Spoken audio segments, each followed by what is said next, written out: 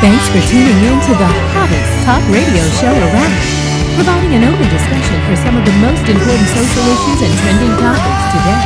From personal growth or spirituality to sex and relationships, no subject is ever taboo. So prepare to be empowered, enlightened, and entertained during another episode of the award-winning Let's Face It with Will Strayhorn and friends. Real people, real topics, real talk.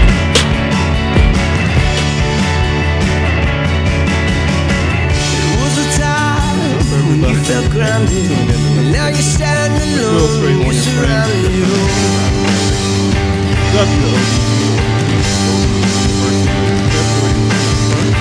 Your eyes are red, your fingers split. It's not done, but you finish it.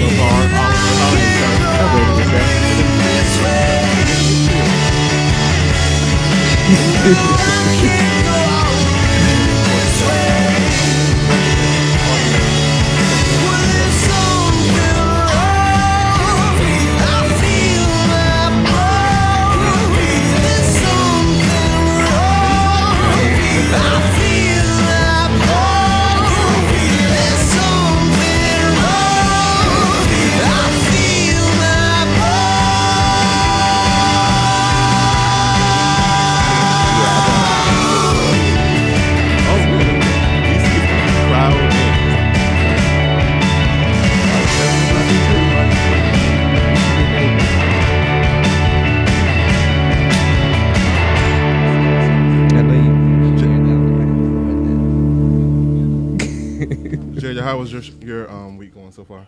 Good, stressful, but I'm a college stressful. student, Why? So You got school. You got what? Spring break coming up in 2 weeks. Yeah. Okay. But they're trying to make it stressful before we get there. Exams and all that kind of stuff. Papers, exams, more papers. Yeah. Everything. You going anywhere for spring break? Anywhere exciting? No, back home to Richmond. Okay. Okay. All right. So, a lot of things going on in the news. I guess we need to go ahead and get started. We have a special guest calling in at 7:30. I met this lady, Nate, and I met this lady, Tawana Williams. She's called, Miss Woot Woot. That's what we call her. She is the Hope Coach. She has a dynamic story. She's going to call in at 7:30. But so let's talk about a few things. So you guys know Chef Gordon Ramsay. He is a celebrity chef, right? Correct. So recently he lost 50 pounds, and he said that he lost it because he was afraid of losing his wife, who's a fitness expert. So he lost 50 pounds. He said that she told him that she wasn't impressed by his weight gain. So here's my question to you. If a couple has been in a committed relationship for a few years, and one person decides to let themselves go and has no interest or motivation in a healthier lifestyle or keeping themselves up, such as when you were dating, is it fair to the other person in the relationship, number one? And if the person loses interest, will this person be labeled as insensitive, or do they have a right to feel the way they do? Or a fat shamer? Yes. Okay. Exactly. Number one, let me stress that this question came out of a group on Facebook. Okay. This is not. This has nothing to do with you. Has nothing to do with me at all, and it is just by coincidence that you are in the studio this evening. Okay. So, what do you guys think?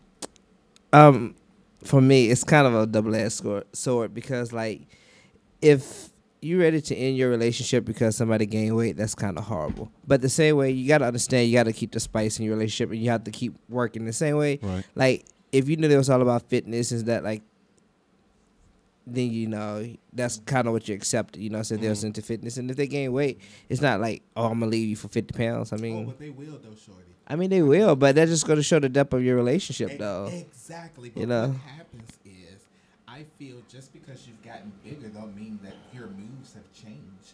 It takes a while. It doesn't mean what? Your move has changed. Your time. You can still put the moves on. Oh, the moves. I thought you said the mood. I was like, huh? Your moves. Moves. Okay, got it. It's nothing wrong with having someone of the larger persuasion. But I wouldn't leave them for just because they gained a few pounds, 1 or 2 pounds, 10 pounds. I see. Nah. But you gotta remember, you gotta keep your partner interested in you at the same time. But if your partner's not interested in you, little, then he's not gonna be. it is not going to be interested in you. Big.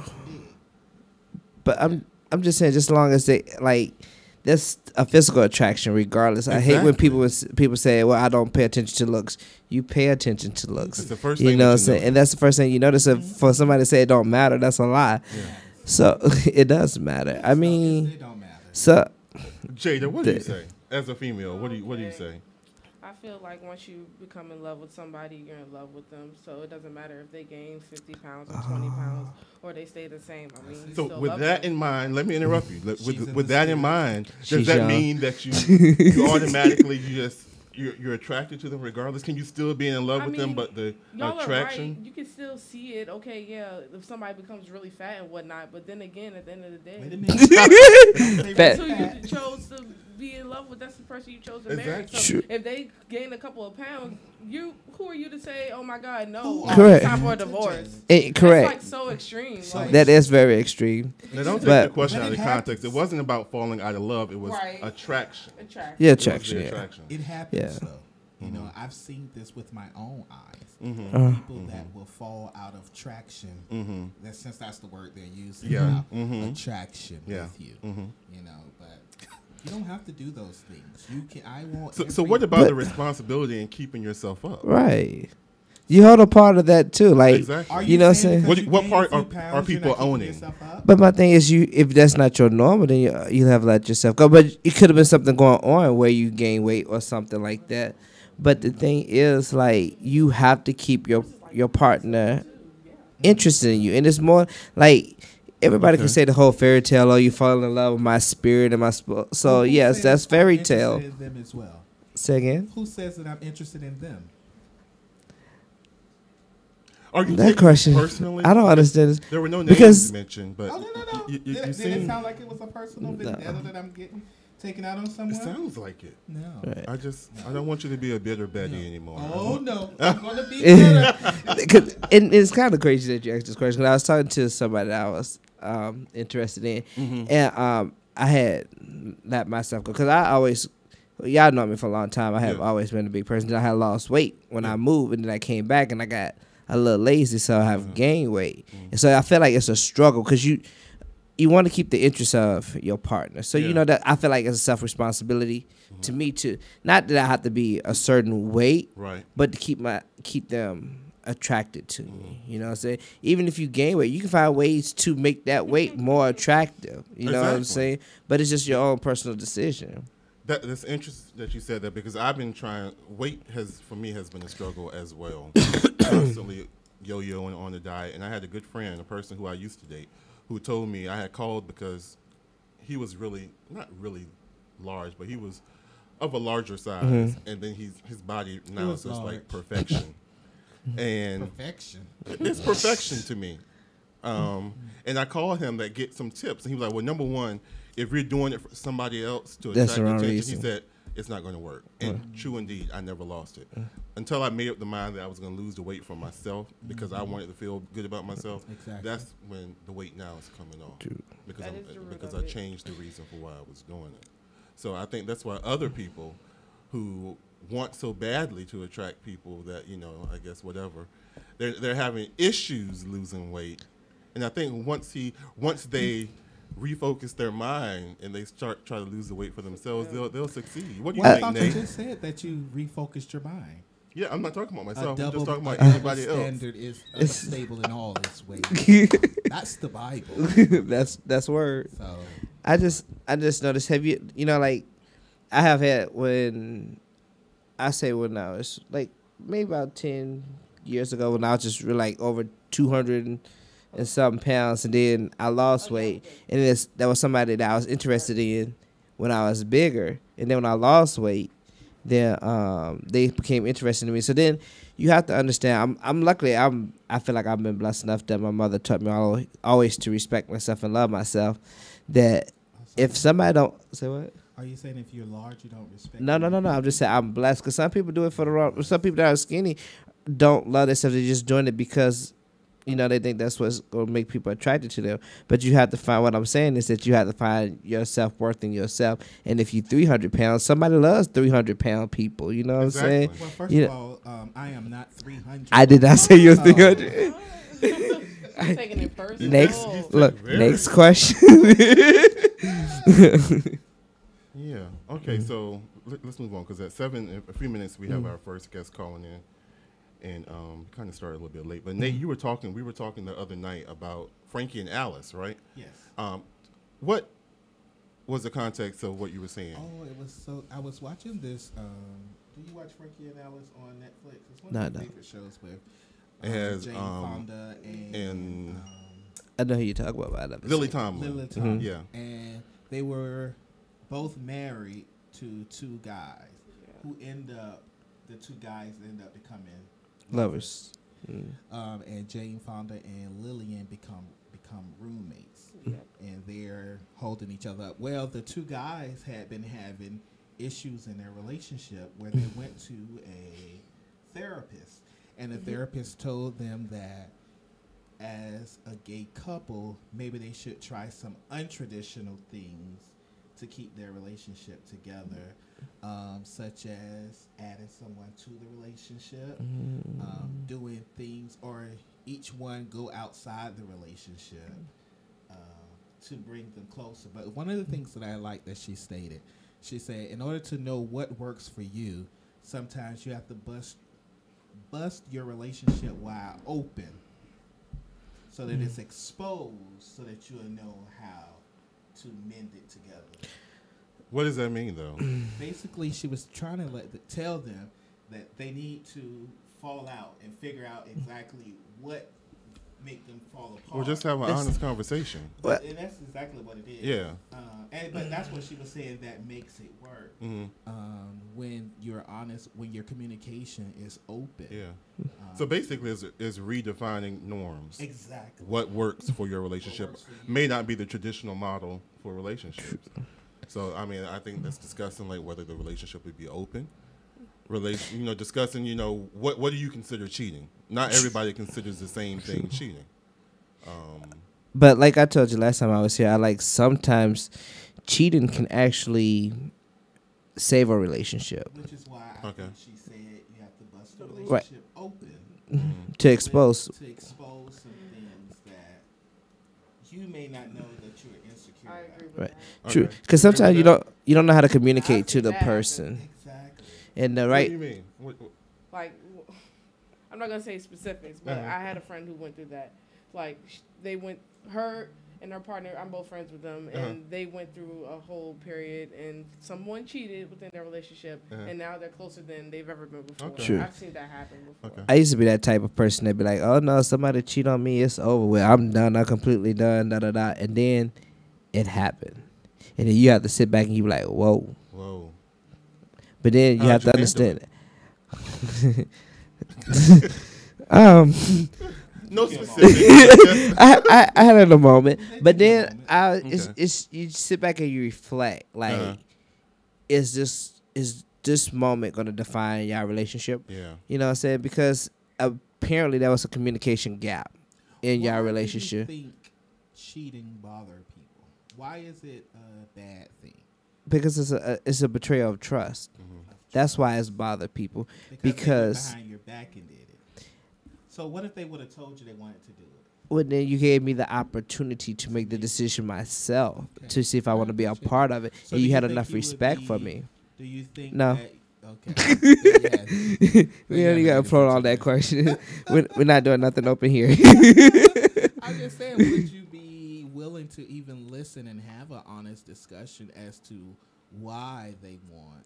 So, I the person I'm talking to now, we had a conversation, and we was talking. I'm gonna have to She's on. pause you right Okay. now. Yeah, she's calling him. I'm gonna introduce her, and then we're gonna come back. So just make a note so that we can discuss that because I want to hear we about can it. bypass that. But the Hope Coach is just about to call in Miss Tawana Williams, unarmed but dangerous. She's a motivational speaker, an author, an artist, a TV personality, an advocate, mentor, executive producer, businesswoman, and humanitarian.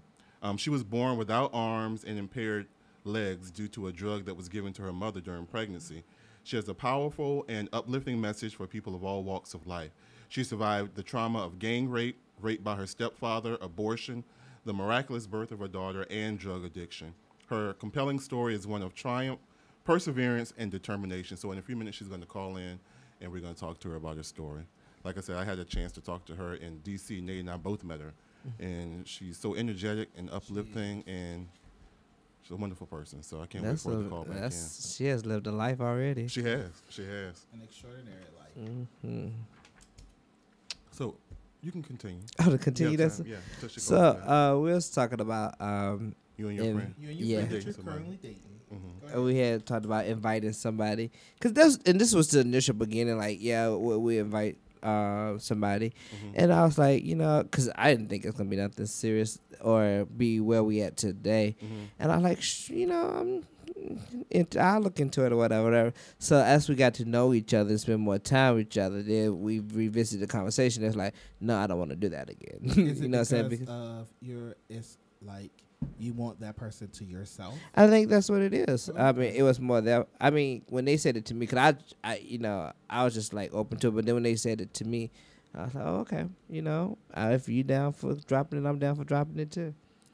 Okay, she's on the line now. We have Miss Tawana Williams. Hello. Hey, How are Hello, you doing? Miss Williams. Hey, it's Tawana Williams. How are you? great. You're doing great, doing great. Thank you so much for coming on the show. I really, really appreciate it. Haven't seen you since the Emerge launch party in D.C. Yeah, is this Will? Yes, this is Will. Okay, how you doing, sweetie? Doing great, great, great, great, great. See that you're still doing wonderful things and changing lives. Just want to thank you so much for coming on the show to talk about your wonderful story. They call you the Hope Coach. Who coined that name for you? Amen. Did you come up with that name? No. A friend of mine, his name is Dr. Breakthrough, Dr. Stan Harris, and he was like, Tawana, you give so many people you give them so much hope. Right. I just crown you the Hope Coach. I was like, okay, and I love it. It's thick. It's sticking and staying. I love it. Well deserved. Thank Yes. you. I'm excited to be here, and I'm grateful and honored, and I'm just here to serve. That's what I do. Thank you. You do a wonderful job. So, in 1991, you cried out to God for deliverance. You were going through a situation with drug addiction. Had you hit rock bottom at that time when you cried out to God? Absolutely. I mean, I was just tired of my lifestyle. I was tired of being sick and tired. And on that night, I said, God, if you're real, I said, either kill me in my sleep or deliver me from this lifestyle, from these drugs, from these addictions. And that night, when I went to sleep, the next day when I opened my eyes, it was supernaturally done. I was healed from all affliction, deliverance. Wow. I'm just saying the drug addiction, it was just powerful. I can't even explain it really, but God did it. That's all I can say. Wow, that's wonderful. So, instantly, you said that prayer, had faith, went to bed, and the next day, you were totally delivered of that situation. Absolutely. Absolutely. I didn't look back. I didn't want it anymore. I didn't want the friends anymore. It was just like some type of metamorphosis experience. It was just supernatural. God delivered me instantly as I slept because I opened my mouth and I told him that I wanted to be free, and he freed me, and I'm grateful. You how long had you been addicted to drugs? 10 years. It was from 1981. I was a senior in high school. And then in 1991 was when the deliverance happened. I mean, it was just quickly. It was instantly gratification. It was instantly. I'm saying overnight. I cried in my husband's arms that night. We cried. We prayed. I didn't even know God. I didn't even have a personal relationship with him. But my husband did. And he was just sick and tired of my lifestyle. And he said, T, I can't do this anymore. And we just cried that night. And he held me in his arm. And I went to sleep. Before that, I went to sleep. I just told God what I wanted. I said, either kill me as I sleep. Don't let me wake up anymore, or deliver me from this lifestyle, from these addictions. And bam, the next day it was over. It was just done. It was a wrap. Okay. And I'm so glad about it. Amen. Wow. Hi, Miss Williams. How you doing? Oh, My name is LeVar. Hey, how are you? Great. I heard about your story. This is an amazing story. So you said you had got a deliverance and God spoke to you. What was one of the most? What do you feel like when you woke up the next day? What did you feel that God had put in your spirit? That there was more in me, that I was not just born without arms or my husband and my family. I was born for a purpose, to serve, because we see so many people that live defeated lives when they don't even have to, So I just realized that there was more in me, and I just moved on what I knew or what I thought I knew. I just did something, and it worked. Hi, Tawana. How are you? This is Nate. Hey, how are you? I'm really good. So you wrote an amazing book, Unarmed and Dangerous. What are some of the things you want readers to get out of your book? Well, Unarmed but Dangerous, I really wanted people to know that it's not what it looks like, You see, the book Unarmed but Dangerous, it's not about me per se. Exactly. It's about a lifestyle that I've adopted, a long time ago, that can-do spirit, that driven determination that was on the inside of me. Yes. So I wanted people to know that if I did it without my arms, what's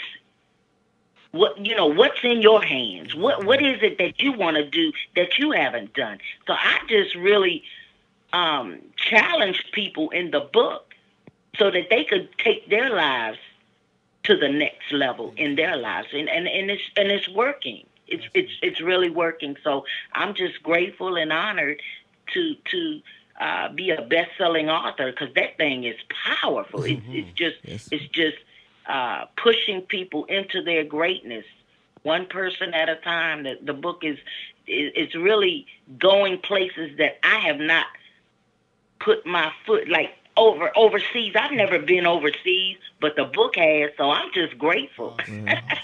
It's working. Yes. So, Miss Williams, this is LeVar again. I have a question. So they say it will come great titles, come great responsibilities. So now that you are considered the Hope Coach, how does that make you feel, and how do you make sure that you line up your actions with the responsibilities and duties that come with that title? Well, there were some things that I really had to do so that I can make sure that I was the best Hope Coach that I could be. I had to have some balance in my life, and there were some things that I had to do. First of all, I had to stop whining and complaining about everything. Then I had to position myself around positive, like-minded people. Then I had to start taking responsibility and control of my life. And after that, I had to upgrade my relationships and knowledge. In my knowledge, I had to start reading books about speaking and, helping and pushing. And then after that, I had to upgrade my determination. I had to see myself doing great things, and it worked.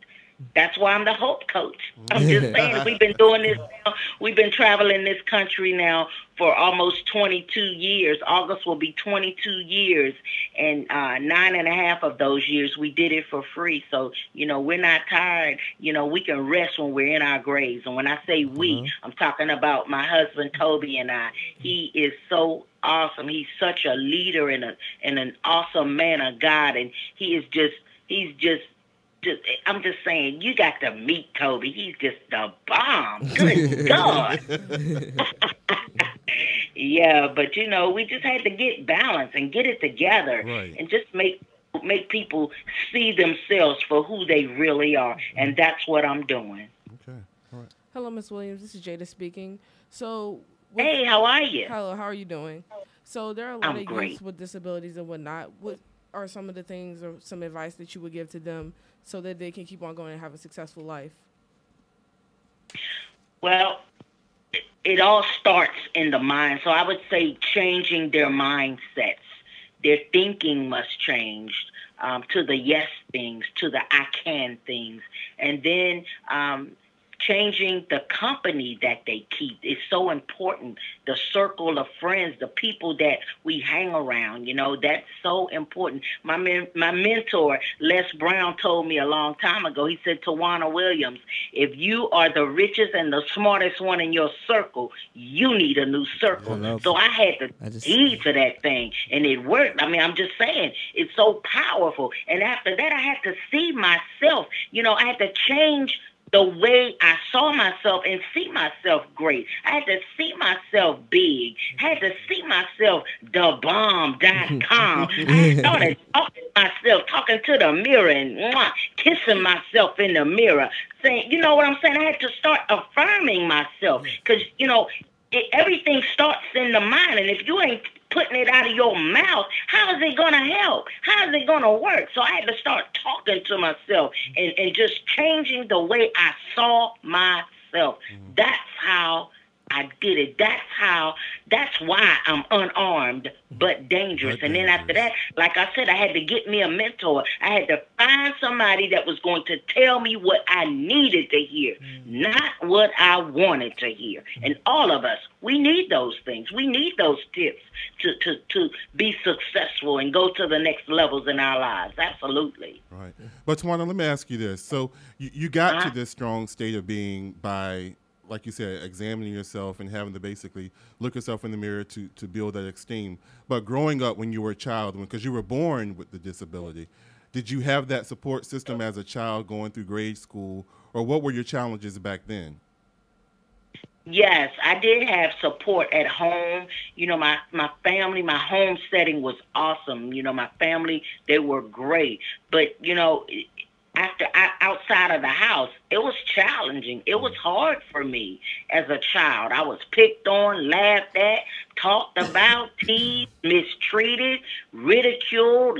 I'm just saying, humiliated on a daily basis until one day I realized that I had some power, that I was fearfully and wonderfully made just like everybody else. Good God Almighty. And when I found out about that, guess what? I just started moving forward. I just started doing what God said I could do, and I believed it, and it worked. Amazing. Today, I'm unarmed but dangerous, and it's on and popping up in here. I know that's right. So,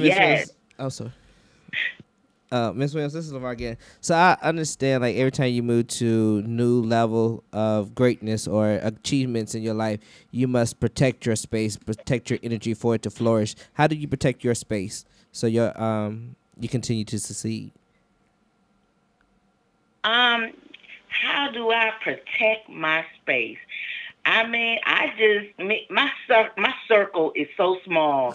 My husband and I, it's just me and him, and we have a daughter. Her name is April, and it's just really small. I don't do entourages and all that. It's just small. It's just close knit.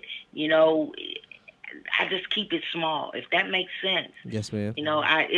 This is a choice that we decided that we wanted to make, to keep our circle small. And, so you don't have any room for the enemy. You don't have to have any room for haters and all that, So we just keep our circle small. Does that make sense? Yes, ma'am. It does. It does. Keeps a lot of confusion out. Mm-hmm. There you go. I like that. Yes. So, Tawana, this is Nate again. You've been through some extraordinary things, but from your experience with some unfortunate hardships, but you never placed the blame on anyone. You never made it someone else's issues. Why do you think that you took the ownership for those things? Wow.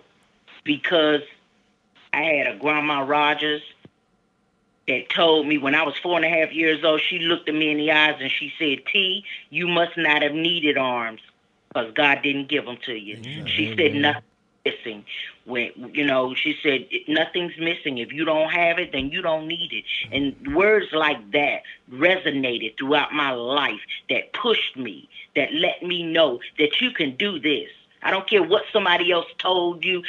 they couldn't do. She said, you can do it. And I believed it, and it worked. I kept trying. Yeah, it was hard. Yes, it was challenging. But guess what? Every time they told me what I couldn't do, the next time they saw me, I was doing exactly what they said I could not do. Good God Almighty, I'm excited about life. I'm excited about helping somebody up in here, because somebody is low. Somebody's life is stuck. Good God. This information right here will push somebody. If you take heed and you apply this information that you hear tonight, your life will never be the same. I'm telling you, it works. Right. So you taught yourself. I know Creflo Dollar said God graced Tawana's feet to do what hands do. So you taught yourself to write with your feet and to draw, correct? Yeah, I'm an artist. I sew. I type. I text. I'm just saying, ain't nothing broken over here, ain't nothing missing over here. I'm just going to tell you that right there. You know, ain't nothing handicapped over here. It might be handicapped in your house, but not over here. I'm just saying. You know, anything that you do, I can do. I mean, I work on my own computer. I write my own books. I just released my 6th book. As a matter of fact, Friday this week. What's today? Today's Wednesday. So Friday, 2 days from now, we'll be releasing a book of hope. So I'm just saying, I write my own books. I type 35, 40 words a minute with my toes. What? I draw. I'm just saying, nothing's missing. What is it that you want to do with your life right now that you haven't done? So you tell people to save their pity. Think about that. What is it? Right. I'm sorry, what did you say? I said, so you tell people to save their pity. You don't need it. What you talking about? Ain't nothing broken. I'm just saying, and that's, you know what? That's funny you say the word pity, because I had a pity party in 1995, and that's how I knew that I could draw, because my husband told me, said, God told me to tell you that you can draw. And I was like, you must be tripping, because God ain't told me. He said, that's all right. Have me a picture drawn when I come home from work. I was like, yeah, whatever. But it began to be about 3:30. I was like, Toby will be home at 5 o'clock. I better do something. Toby said I could do it, so I better try it. And guess what? It worked. Yes. I'm just saying. You know, so sometimes you gotta believe in somebody else's belief in you until your belief kicks in. Good God Almighty! I know that's right. So you travel all around speaking, right? I'm sorry. What are some things that your purpose and your journey? What are some things that you have accomplished to help other people, to just help inspire other people? Where have you been? What have you done? Speaking life. Traveling, giving hope, writing books, executive producing my documentary. I mean, we've done so many things, but it's really not about me. It's not about what I've done and, accomplished. It's about what's in your hands. What is it that you're supposed to do? What's your assignment? Exactly. That's why we do what we do. That's why I'm the Hope Coach, and I'm unarmed, but I'm dangerous, because I refuse to quit. I refuse to give up. I kept going. I kept doing it until I perfected that thing. Good God. And it's working. It's here. I'm just saying. What'd you say? I say it's definitely working. You got some hope today, Nate? Wow, thank you. Woo-hoo. I love it. It's inspiring because you think that your situation is limiting, and then you see other people who have dealt with so much more, and still they've been able to overcome it. It's your whole life has been an inspiration. And when I first heard you in DC, I was inspired. Exactly. And again, you've inspired me tonight. So I just want to thank you for coming on the show. I know that you have another event to do. Nikki Curry says hello. Hey, Nikki. I love you, baby. Thank you so much. I'm excited, and whenever you need me, all you got to do is holler, and I'm here. Yes. I'm here. I'm your girl, the Hope Coach Tawana Williams. Ladies and gentlemen, I'm Tawana Williams, your messenger of hope and inspiration. And I want you to hold on to these words. Until we meet again, I know that I will, even without arms. God bless you. We love you. And God bless your dreams. We Ms. love Williams, you. God bless. How can people follow you? 252-291. All right. 6081. That's the number. That's right. Miss Williams, do you have any social media? TawanaWilliams.com. That's TAWANA Williams.com. I'm on social media. Just hit me up. All You right. know, follow us. Thank you, Tawana. Let's get it together. Let's chat and get it cracking up in here, I know okay? that's All right. Yeah.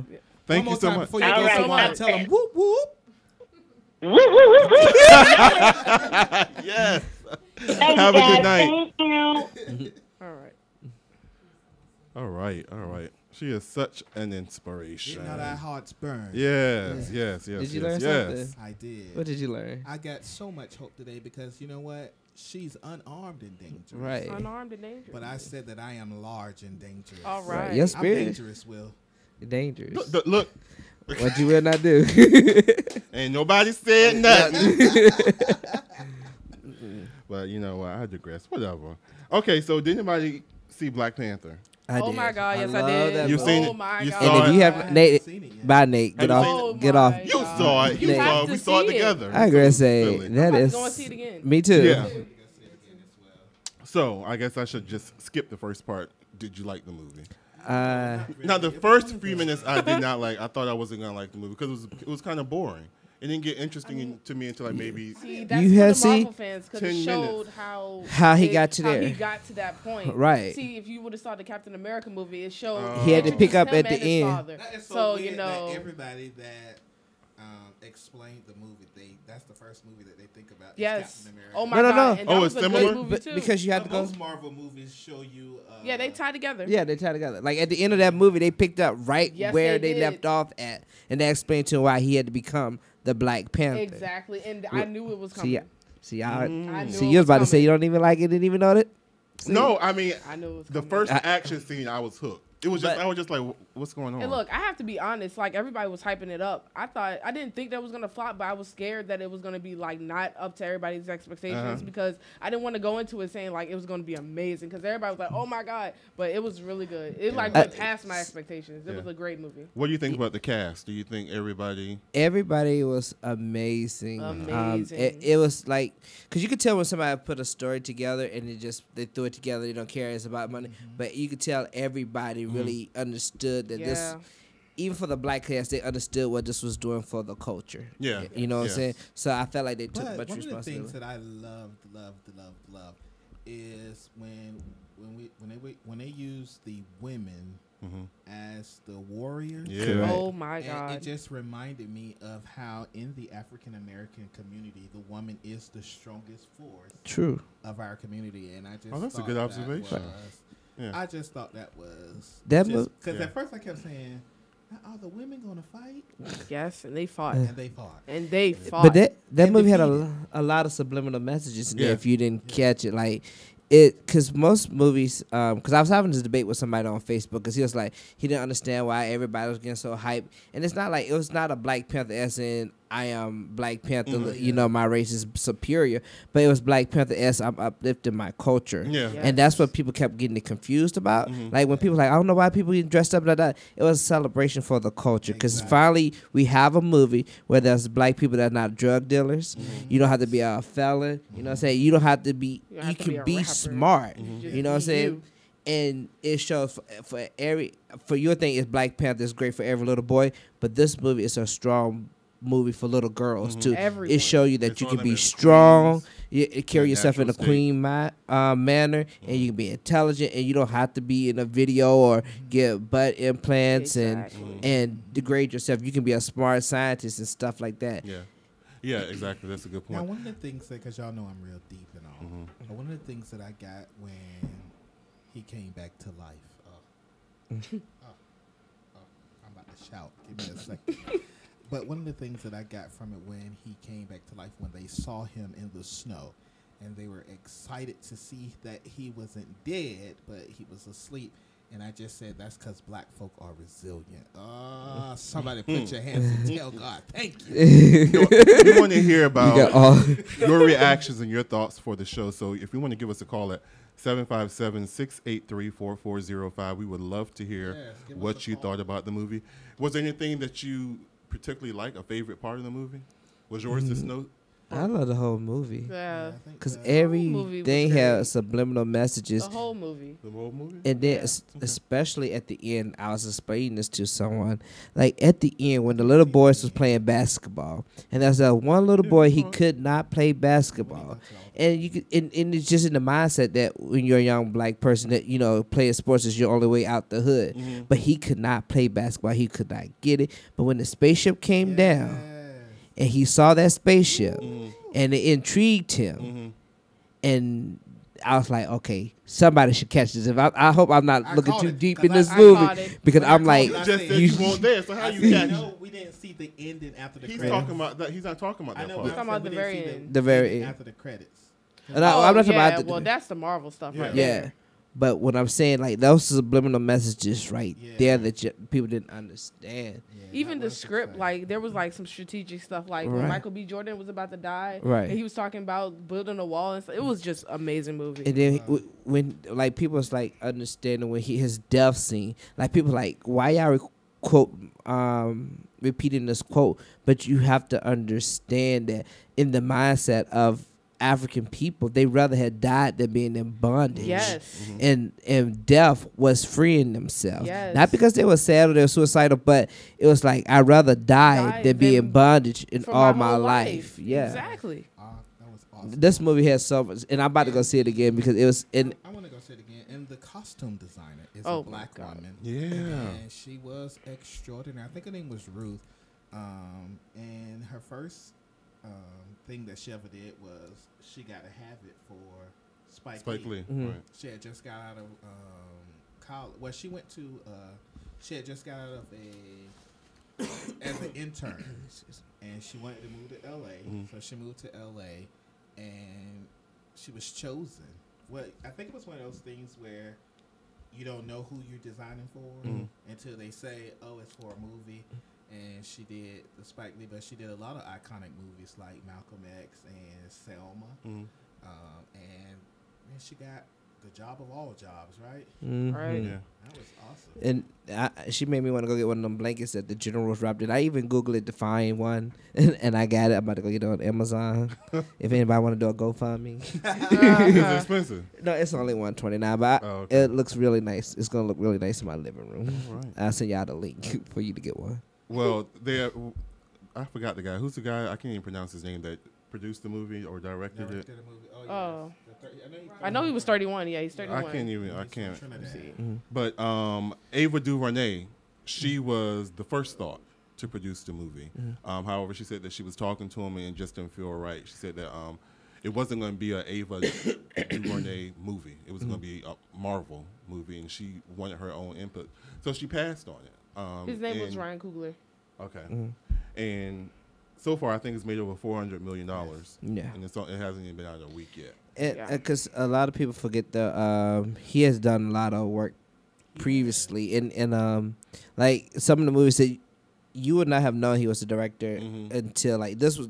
You know, everybody has something in their career that defines them. Yes. This was his defining movie. Exactly. Because even when you look at the movies that he already directed, you're like, oh, he did that. You didn't think about that. But this one, the amount of work and respect they put in for the characters, each character, was amazing. The writers need to get an Emmy or something. Right. Like, the script was amazing. Everything was amazing about it. Please let it get an award. I do believe it's going to be... It needs to get something. It's going to get an award.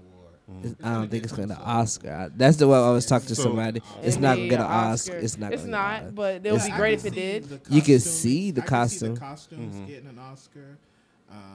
But no. I don't know why. I can see the writers probably.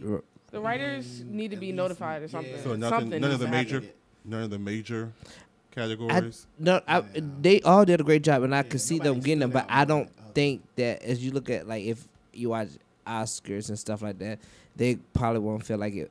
They're not gonna get the messaging great behind Yeah, it. they're not gonna get it. I brought this up because Ava DuVernay, she's with what, Queen Sugar. Yes. What else?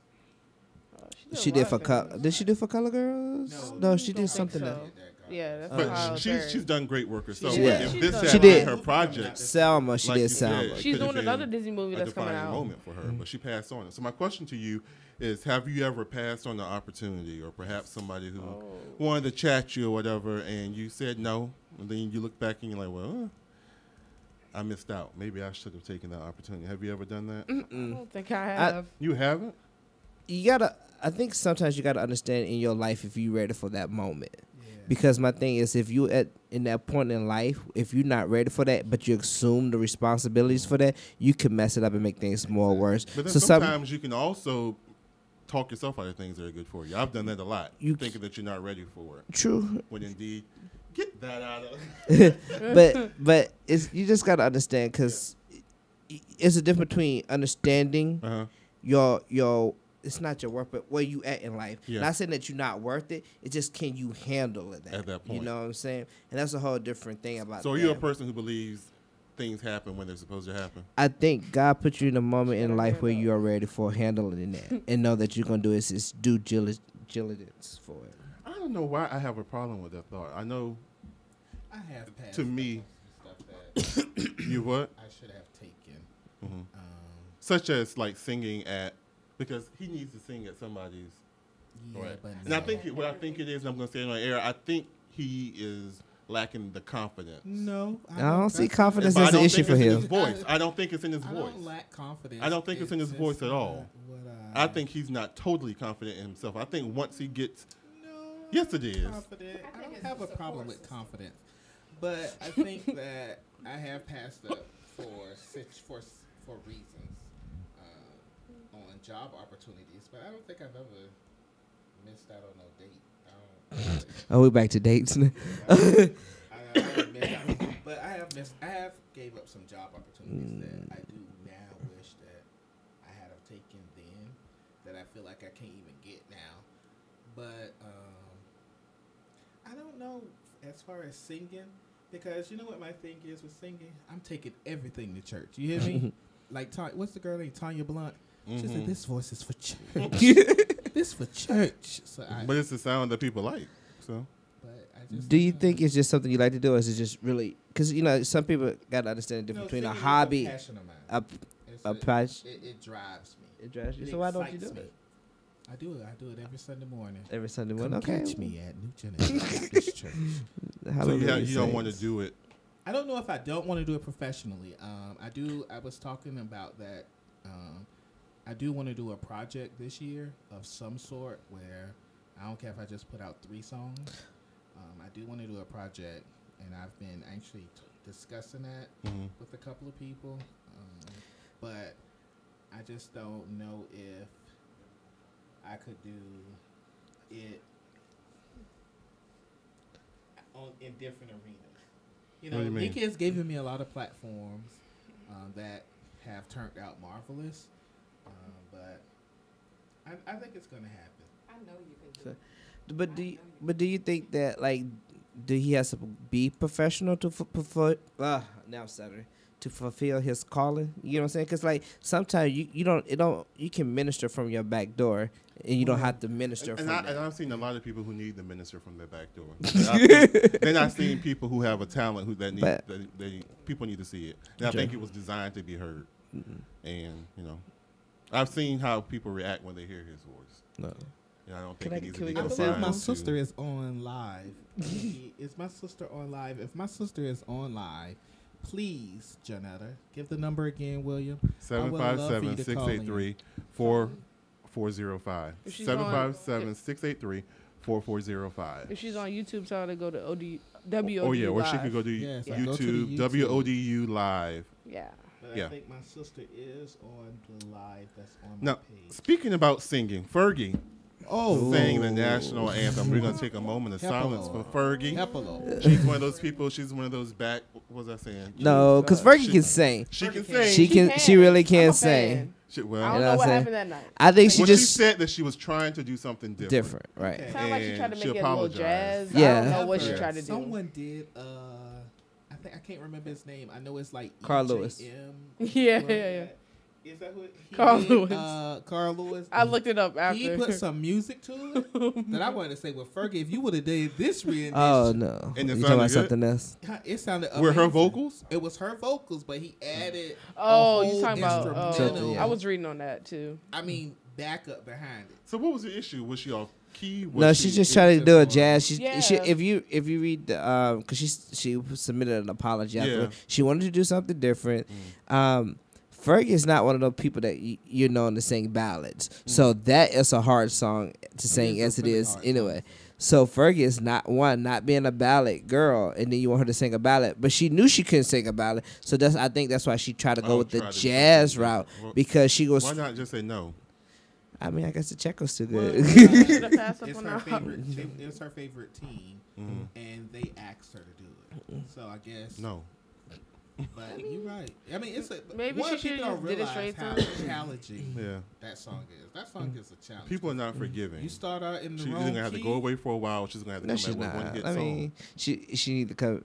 I mean, think she's been you out know of how the when they spotlight introduce- People singing. forgive Mariah Carey. You remember last year? No, Mariah Carey's every time they introduce it, they talk about these Well, 2 years. Mariah Carey has a Well- following that is. They don't Better- care what yeah, she, they they, don't care. they don't care what she do. She That's don't even her have to thing. dance. Her followings, them lambs or But whatever the she media, call when them. they introduce her, or when Butterfly. you read about it, I they'll thought it was say, called the butterfly. I thought there was some remember lambs. I the don't know who past they 2 are. years that she did X, Y, and Z. They always bring up the bad things first. Right. So Well, I this is think just that's it. 'cause But that's who the do you folk. think? Who's been your favorite rendition of the national anthem? Mine, Whitney Houston. I mean, hands that's down, Whitney Houston. Whitney, Jennifer Hudson. Jennifer like Hudson Marvin did a Gaye. really good one. Yeah. I love Jennifer's- Marvin Gaye's rendition of it. It was such a smooth Marvin Gaye. Can you I give don't us a think sample? nobody else could do it. I'm gonna do it, but You I gonna don't sing think it? nobody else could do it the way that Marvin Gaye did it. But of course, Whitney Houston will probably be the most commercialized one that everybody liked. This one over here said something about Jennifer Hudson. I don't know how he listened to that. Oh, you don't Oh, like that Jennifer? yelling. How you don't like Oh. Jennifer Hudson? I was watching one with Fantasia the other day. I was like cringing. I was like, Lord, is she gonna make it through the episode? Did anybody like Beyonce's? Be who? Oh, Be- don't do Beyonce it. is right. Oh, They're white gonna, they're suit, gonna yeah, Why like did you tag. say Beyonce. be who? Now, did you like the suit or did you like the song? I like the suit singing the song. Now you know who I did like. I know nobody's gonna agree with me, but Shirley when Kathleen Caesar. Battle Uh-oh. did it. What? her talking her way through it. I need you to whore. I like when Kathleen Battle did it at the. Never heard of it. Yeah, She I did it, heard She it. did it Yeah. at the Super Bowl. When? Super Year Bowl. before last.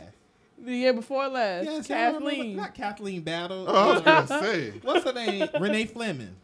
Oh, so y'all don't even know who these people are. No. Just let that Everybody- go. See, Because they- ain't she nobody did during else talking Super about that Bowl? She did it either. during the Super Bowl. She was one of the best that I've heard in our time. What's her name again? Renee what? Renee Fleming. Can you define our time? Renee Fleming. Yeah, y'all look define her up. our time. I'm about to She's look her a up. famous opera singer. Oh, See? course Look she is. at her. Okay. Oh, now I know shit. Guess what? I don't know If who y'all she go is. sit to see a Renee Fleming, you pay Okay. $1+. Renee Fleming. Okay. we're gonna that's come back fine. to the Everybody, second there part she go. a little bit later. But has everybody in here participated in online dating or apps or anything like that? Be honest. I have. Yeah. Momentarily. My friends have. Jada though. kills They all me. have Jada don't Tinder. ever do nothing. They all have Tinder. Jada I don't do always it. reading her school books. They all come to me for advice. So Yeah. I always She have the to go to advice Will giver. for Okay. my online dating advice because he's an expert at it. Hey. Up until this to now, 'Cause he's in love now. He's in love now. I saw Valentine's But Day. it was so funny No, because okay. Will used to say, I would tell Will, I said, "Oh, I'm gonna add this to my profile." He'd be like, "Why would you do that?" Will said, "You just need to take your profile down." Down. Just take it down. He's only taking his profile down.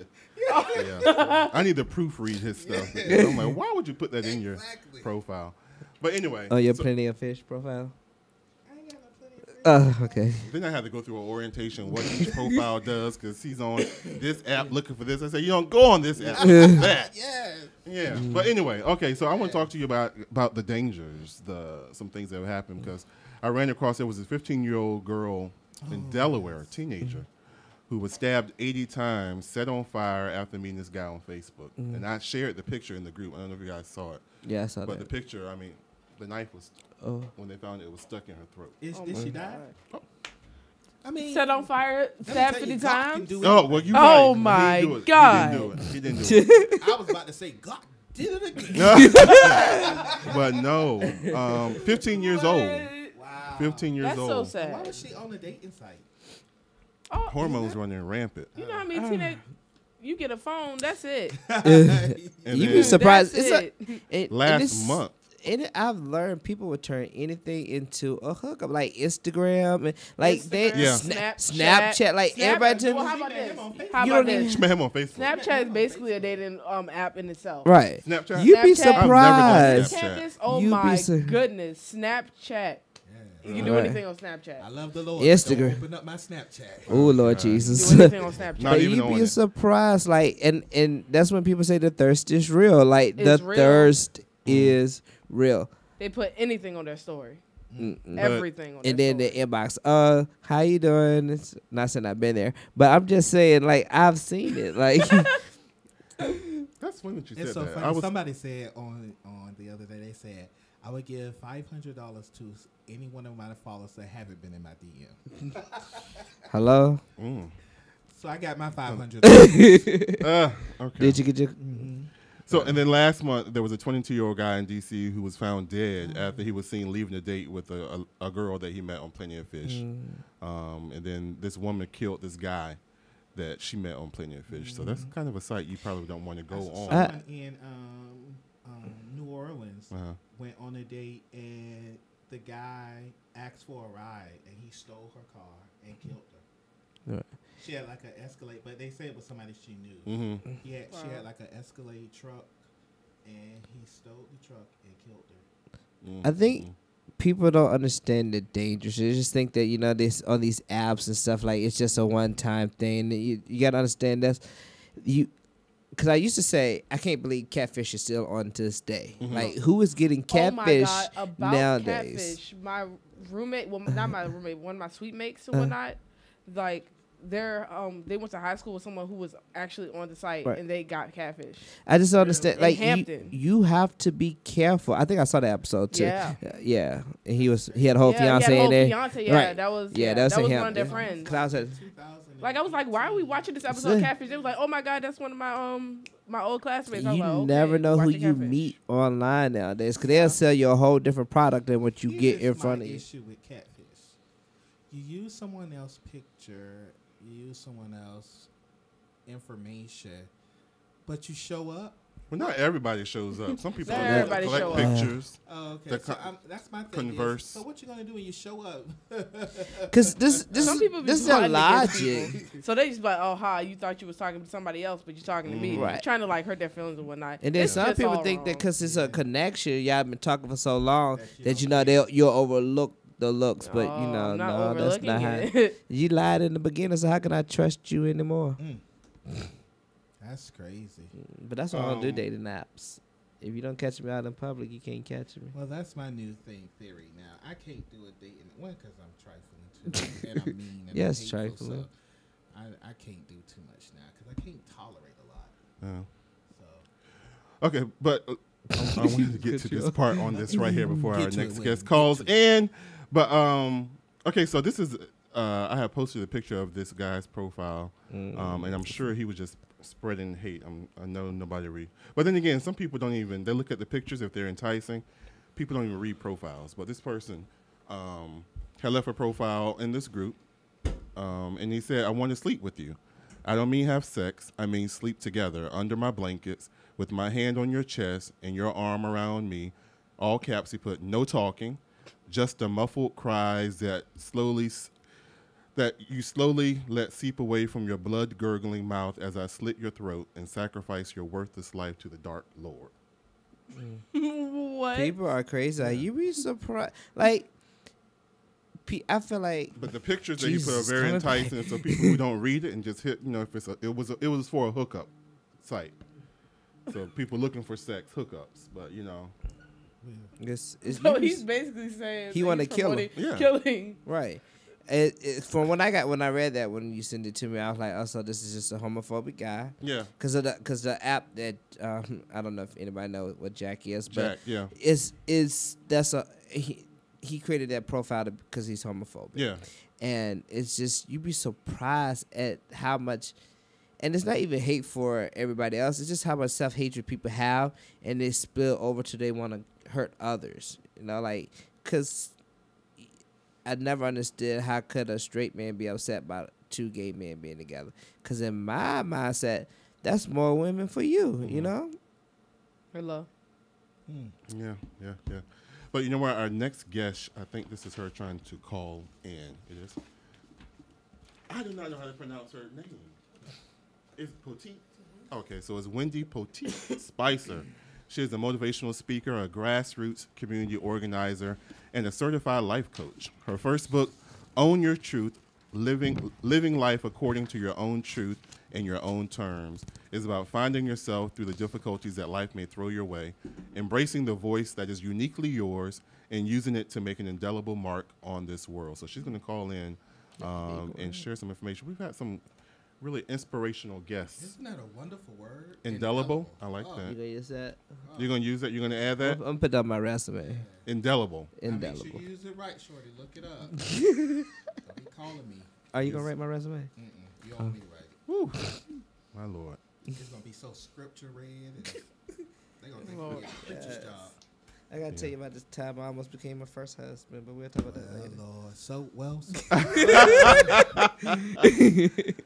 I have a question. Is she on the line yet, Will? Not yet. No, This is for y'all. I know everyone is in a relationship. Not me, but Jesus. But were you susceptible to? Hold on to that thought. Were you successful? So we're going to go ahead and welcome to the show Miss Wendy Poteat Spicier. How are you? I am doing well, Will. Thank you for having me. No problem. Thank you for coming on the show. I appreciate you coming on and talking to us about your book, Own Your Truth, Living Life According to Your Own Truth and Your Own Terms. So your bio, I was reading over your bio when Nikki sent it over. She says, hello, by the way. And it gives us a lot of information about you, but I want to hear from yourself. Tell us about yourself. Okay, so I'm gonna do it in the format of a poem, and I'll tell you why afterwards. So I am a 45-year-old grandmother, a mother, a wife, an aunt, a sister, a friend that has outlived both my grandparents and my parents. Oh, wow. I am a survivor who, as a child, was impacted by daily domestic violence episodes. I am a woman that recognizes daily that my race and my gender create barriers for my professional success. I am married to my best friend who shows me daily exactly what forever love feels like. And I am thankful that I ended my feud with God and allowed his path to lead me to owning my truth. And I said I'd explain later. So I do these programs, and I work with these teenagers that are experiencing what it's like to be a teen parent. And we start off those programs by using a Who I Am poem. And the rule is each sentence has to begin with I am, and it gives them the opportunity to kind of reflect on themselves, and it gives them the courage to share who they are with a larger audience. So. Okay. How you doing? My name is LeVar, and I was wondering, your book, On the Truth, reveals many intimate details about your life. What led you to write a book about your life? Well, it was a few things. I was in a class called Leadership Winston-Salem in the city that I work in, and a facilitator was talking about records, and those records were your history and where you came from and how you were shaped and where you were going, so to speak. And I was about to turn 40 when I was in that class, so I was already stressed out about being 40. And then I realized that my mother passed away when she was 39. And in that moment, it hit me that I really had no records. I was not going to have any clue as to what was next in my life because I didn't have anything to model it from because I had lost my mother and I was about to outlive her.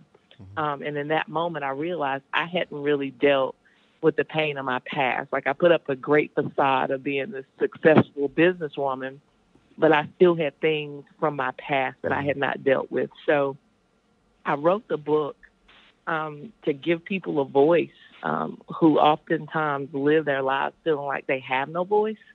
And it offers steps for people to understand and embrace their life experiences. Awesome. This is Nathan Whitfield. How are you doing today? I'm good, Nathan. How are you? Excellent. Now, in writing this book, you chose your oldest son to write the foreword of this book. Please explain to our audience, why did you choose him, and what's his connection with one of your chapters in the book entitled The Carolina Way? Okay. My son wrote the foreword, and I was happy for him to write it, but I was being a little bit of a mom at the same time to get him to write the foreword to the book, because it gave me the opportunity to talk to him a little bit about his own truth and some of the things in his life that I felt like he needed to address. And I think it did that for him, because it made him have to think about where he came from, where he's been, and, where he needs to go and what direction he needs to, take his own life in. My oldest son played in the NBA for 3 years. And so he played for the Charlotte Hornets and the Memphis Grizzlies. And the chapter in the book entitled The Carolina Way connects to him because he played his college basketball at the University of North Carolina in Chapel Hill for Roy Williams. So that particular chapter in the book talks about, it starts out talking about how he grew up and identifying him to be a special talent in basketball, but it also talks about the recruiting process. It talks about his time at Carolina.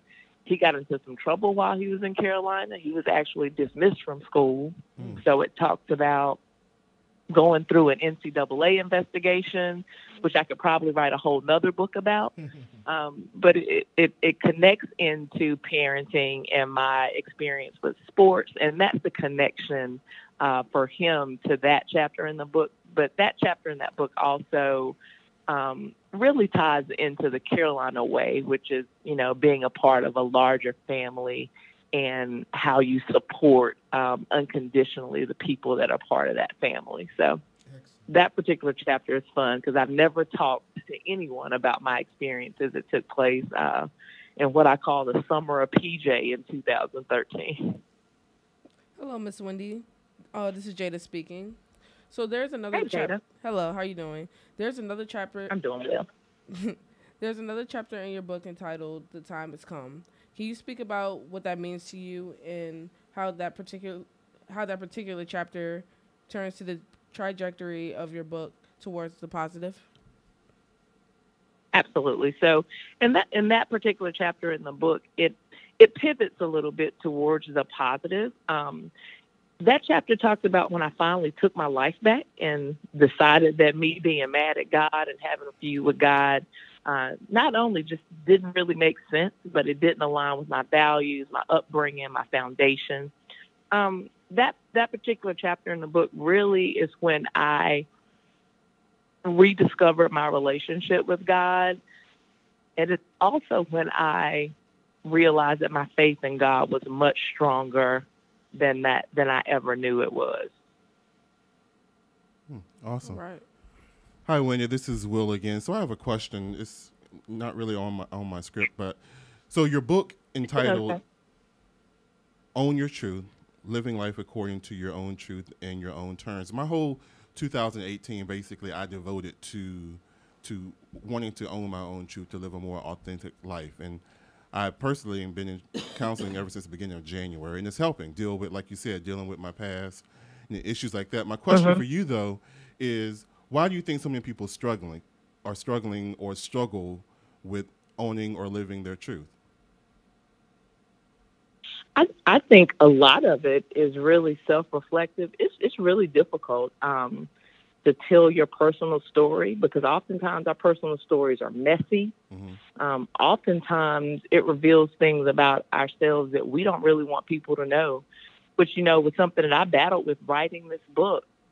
questioning myself, do I really want people to know this about me? Exactly. How are they going to feel about me? How will they react to the things that I write about in this book? But it really came to me, and to be honest, it's not me.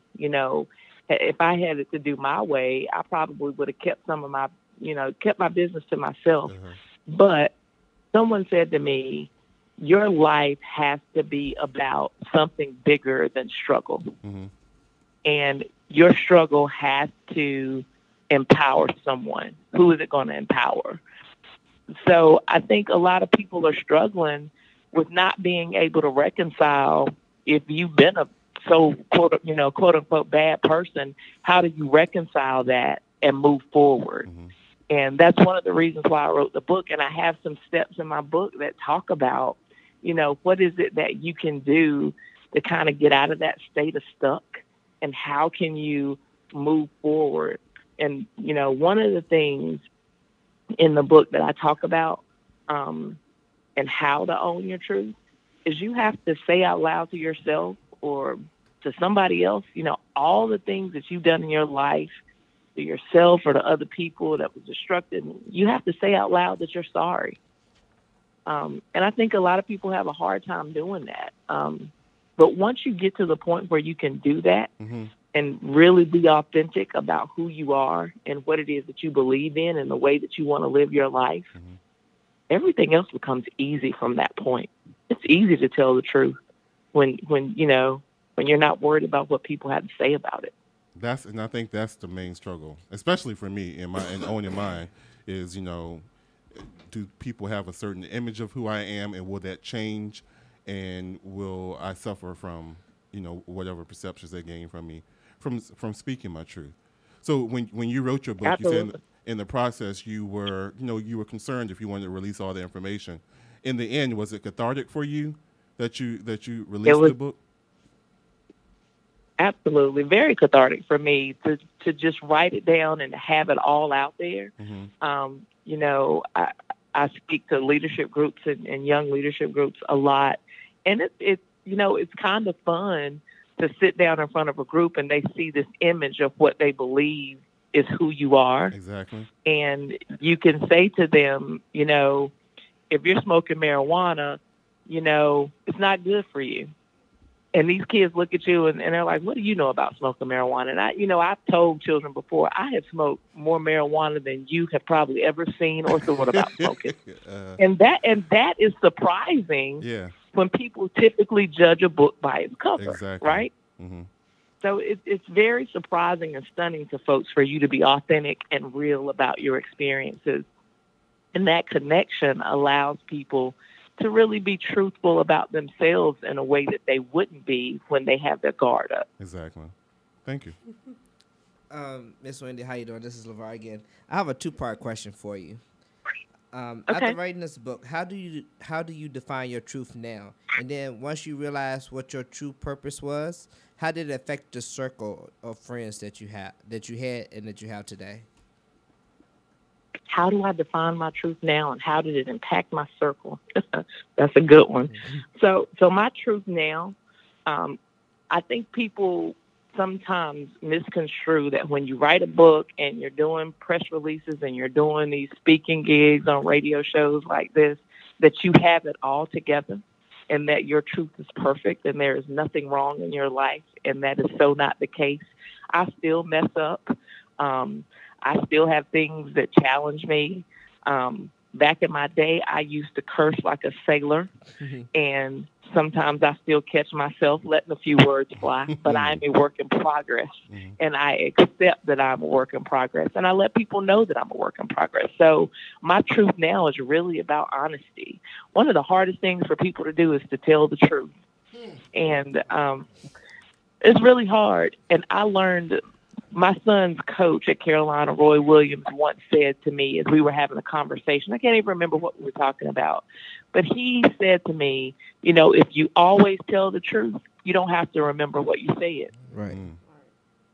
That really stuck with me because you don't have to make up a story or a follow-on to figure out what you're lying about, right? You just tell the truth and you don't have to remember what you said to anybody.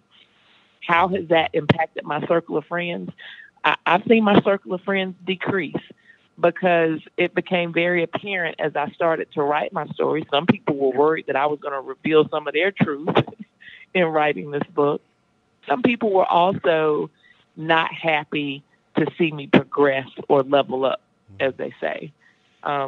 Sometimes your friends want you around because misery loves company. And the people that are really your friends are only your friends because they want to see you doing just as bad as they are. And when they realize that your success does not bring them along, then it becomes, a jealousy type of situation oftentimes. I have learned that a small circle of folks that genuinely care about you is better than having a room full of folks to eat dinner with. Exactly. Wendy, I tell you speaking the truth today. I mean, you are blessing the folk. So you've written a book and you've revealed so much of your life, intimate things and details about your life. So I guess my first question to you would be, what's next for you? Gosh, what's next for me? What's next for me? Doing great shows like yours, Will. Thank you. Just to get the word out about what it is to own your truth, to talk about my story, to use my story to edify other people. It's really not about me trying to keep things secret anymore because, I've sold a few books now, so people know that I had an alter ego back in the day. People know some of the things that I've done now. And, for me, it's okay. It's okay because what's next is for people to start to realize that owning your truth is not so hard, for people to realize that owning your truth is actually quite freeing, and it allows you to start to move forward with your life instead of trying to hold on to things in your past and trying to keep things covered up or not admitting, what it is that you want. If I had to say what's on my bucket list, like what would be the ultimate goal for me in the what's next, it would be for Oprah to call me up and say, why don't you come on and be on Super Soul Sunday and talk about owning your truth? Yes. That would be like the epitome of what's next. And it's coming. It's coming. It is. It's coming for you. Absolutely. So you've also written 6 steps to help others get out of that state of stuck. And how do you plan to spread that? And what are those 6 steps? So, gosh, I'll give you. I think I talked about one of the steps is kind of like saying out loud and apologizing to folks. Right. One of the big ones that I have a lot of debate over when I talk about the 6 steps is not to hold on to grudges. And that is very hard because when people hurt you, excuse me, that pain, that's hard to control because you will let that pain from that hurt weigh you down. Exactly. And you will expend so much energy being angry at somebody else who's probably not even thinking about you living anymore. their life. My Lord. I just said that. You have to be able to let that stuff go. Like Right. I've been married and divorced, and what if I held on to the pain of that divorce? Yeah. That would impact my children. It's really hard to not hold on to grudges, but it's possible to be done. And that doesn't mean you have to forget what people did to you. Letting go of a grudge is not for the other person. It's for you. That's right. And that's really hard for people to understand. And another step that I talk about, I talk about God. And it's not that I'm pushing people into religion or trying to, preach to folk in the book. But, for me, one of those steps was learning how to love God more than I love myself, and allowing God to move me in the sequence that he had planned for my life and to stop trying to figure out what I'm supposed to be doing for myself and actually being obedient and following his path for my life. It's much easier. My aunt always says to me, I'm going to tell you something really funny. Tell God what your plan is and watch how he laughs at you. Because 9 times out of 10, what you have planned is not what God has intended for you. Exactly. What are the last words you would like to share today for our audience? Gosh, so I would tell people whatever it is that you were in your past or whatever it is that you've done in your past, you have to accept what that is. Exactly. That's your truth. You have to accept that and That's then the hard start to part. move forward. And you have to decide to take a different path. And only you hold the power to allow your life's journey to empower you and to use that journey to empower other people. So that's the last thing that I would say to folks. Embrace your truth, embrace your past and all your life circumstances, and move forward with it. And, and there are going to be some people that don't accept it and not appreciate what you've been through and be judgmental. Go out and be great anyway. Exactly. Right. Exactly. Wendy, thank you so much for coming on the show. Where can people get a copy of your book? You can get a copy of the book straight from Amazon. You go on Amazon and put my name in the search bar, Wendy Poteat. You can order it from Amazon. It's on Amazon Prime. Or you can come to my website, which is wendypoteat.com, and you can order a special autographed copy and a special gift from me from there. Wonderful. Wonderful. Well, thank you for coming on. I really appreciate it. And the best of luck. And I'm looking for you on Super Soul Sunday. For souls. Absolutely. Thank you guys so much. I enjoyed my time. Nikki said hello as well. Hey, Nikki. Yeah. Have a good night. You too. Thank you. Can we continue piggyback off her conversation a little Yeah. bit? Because I just had this conversation about living your true self. Like, I tell people, like, what I learned, because sometimes, like I told you before, when I moved to Japan, that's when I discovered my truth. So, once you discover your truth, and as long as you live in your truth and you're not offending anybody, you don't have to be apologetic for that at all. And Repeat not that again? if you're living your true self and it's not hurting anybody, you don't have to apologize for that at all. You don't have to apologize for you being great. You don't have to apologize for all the blessings that happened in your life, because that was designed for you, and you don't have to feel sorry for that. And I think that's what a lot of people feel like. Well, as great things happen to me, and my friends not getting great things, then maybe I should water myself down so we can be on the same. That's not how life works. Well, my question to you then is, how do you own your truth and have that same positivity when your past doesn't look so great? When you hurt people in the past or when you made mistakes? Because before I moved to Japan, I was a nasty individual, and I didn't even know how nasty I was until I took that time to discover myself. So when you've been nasty to somebody, all you can do is offer an apology. You know what I'm saying? You have to understand that you was wrong. And it's up to that person to accept your apology. And you can't hold it. Once you release it, that you apologize, you can't hold that guilt no more. Right. You know what I'm saying? Because you've done all that you can do to better that situation. Owning the responsibility is part of owning your truth. Right. And then apologizing is you trying to correct it. And that's all you have to do. If they accept your apology, that's great. Y'all can build a new relationship. But if not, maybe that was the course where y'all relationship was supposed to end at. You know what I'm saying? And don't try to hold on to something that don't need to be there no more, because it's going to stop you from growing. That's a good point. Good point. Nate, I wanted to hear your relationship. You said both Shorty and Jada are both in relationships, and what was it? You had a question. Yeah, you were. Was it a question or a point? Yeah, was it a point? All right. It was a question point. And you forgot. Question point. And because y'all waited so late. That's why I told you to write it down. You know your mind. I can't remember. Okay, well, if you All think of it, let us know. Okay. So, here's some relationship layaway. This is a relationship layaway question. So, you've been dating this person for about 6 to 9 months. Things are going really good, but not at the pace that you would like. 6 to 9. 6 to 9 months would be what? Over Years. Yeah. A lot of years. That's a long time. A lot of years. Some years, yeah. So doing relationship stuff without any type of commitment, and it doesn't look like it's leaning that way, which is what you really want. You really want a commitment. You're dating them exclusively, however, they're dating freely but discreetly. How long do you continue to do that before you decide to move on? I say people get sick and tired when they know they're sick and tired of stuff. So you know. So when you get tired, you'll wake up one morning and say you sick and tired of being the only one that's committed in this relationship, and that could take us all the way back to the beginning where something drastic might have to happen in that relationship for that other person to understand that I'm about to lose out on something that was good for me. Because my situation was like that. You know what I'm saying? Like, I felt like I was giving more than I was getting back. But then there was a moment where I got sick and tired, and then we had a sick and tired moment, and we took a break, and then, you know, it's a battle.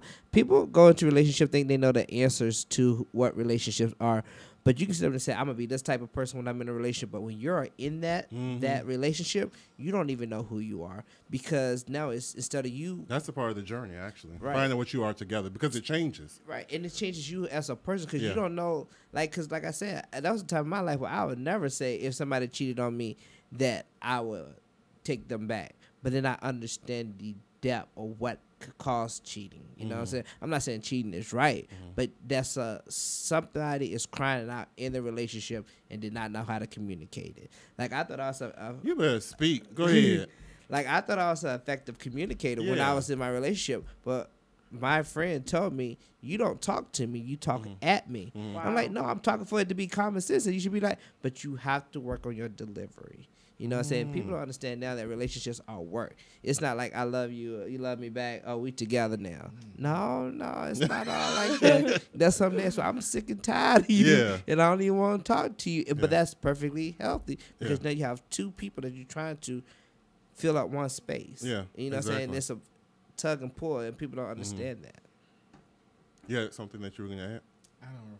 You forgot again. You got to take something. Right now, they got some, what is it, ginseng? That is some Flintstone vitamins or something. Did you have anything to say to that, Jada? No. Well, one thing I can say is the older you get, I guess the wiser you get when it comes to those type of things. Oh, okay. Thank you. Yeah. It is. Now, some people don't want to go. In some circumstances, I guess. But yeah, some people. You have to, yeah. I mean, there's a certain, because I wanted to talk to you. I think it's Jennifer Aniston and some Thoreau. She got bad man problems. Yeah, but you know what? A lot of them. Halle Berry. Halle Berry got some problems. She's always had man problems, and you know, Brad and Angelina, they broken up. Do you think some people are just made to be single? They just don't need to be. Maybe some people just. Do you think you? I finally agree with you on that. No. We are designed to be with somebody. We're designed for relationship. But my thing is, after your relationship, have you did the work that you need to do to fix yourself? Wait a minute, who you talking? I'm just saying in general.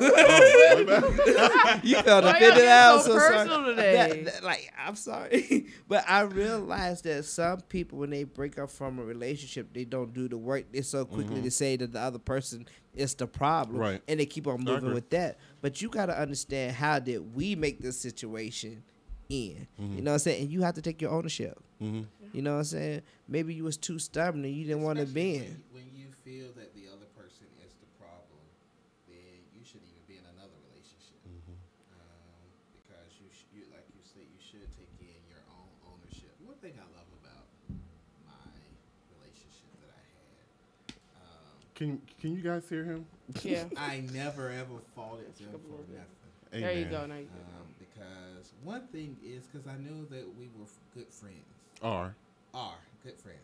And I never want to, and even when we were in a relationship, I would never talk bad about them to other people. Simply because I never want that to be your perception of them. I want everybody to always have their own perception of them. So when we broke up, my goal was never to, because that's not who he was. That's not who he is to them. You know, we had our own, so I never fought it. I never fought to say, oh, they were the issue. Oh, it's because they did this. It was our issue. We dealt with it. It was over. But then I don't take it out on you. You the new person, so I'm not going to tell you, well, you know, I dealt with that in my last. So you still in your last. You see what I'm saying?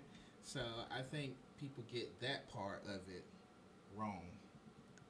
When you end a relationship, it ends, correct?